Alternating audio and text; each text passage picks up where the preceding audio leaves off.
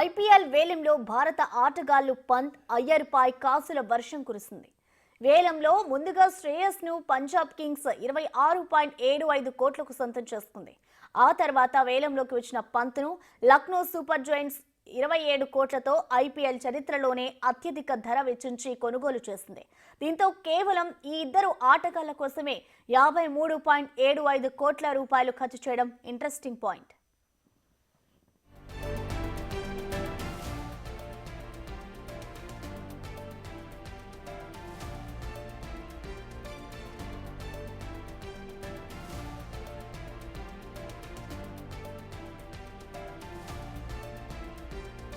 మరోవైపు all rounder Venkatesh Iyer IPL mega వేలంలో భారీ ధర పలికాడు. వెంకటేష్ అయ్యర్ను 23.75 కోట్లతో కోల్కతా దక్కించుకుంది.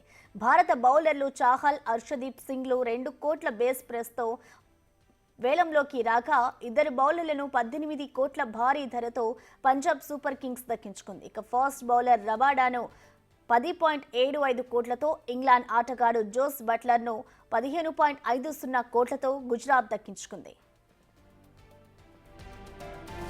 టీమిండియా క్లాసిక్ బ్యాట్స్మెన్ కేఎల్ రాహుల్ను 14 కోట్లతో, ఆస్ట్రేలియా ఫాస్ట్ బౌలర్ మిచెల్ స్టార్క్ను 11.75 కోట్లు, కివీస్ ఆటగాడు హారీ బ్రూక్ను 6.25 కోట్లతో ఢిల్లీ క్యాపిటల్స్ దక్కించుకుంది. ఆస్ట్రేలియా ఆటగాళ్లు స్టెయినిస్ను 11 కోట్లతో, మ్యాక్స్వెల్ను 4.20 కోట్లతో పంజాబ్ దక్కించుకుంది.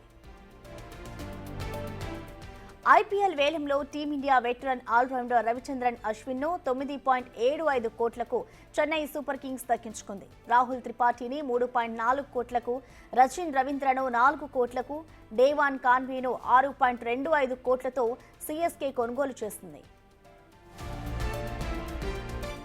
మార్క్రమ్ను 2 కోట్లతో లక్నో దక్కించుకుంది. ఇంగ్లాండ్ బ్యాటరీ హ్యారీ బ్రూక్ కనీస ధర 2 కోట్లు కాగా అతన్ని 6.25 కోట్లకు ఢిల్లీ క్యాపిటల్స్ సొంతం చేసుకుంది.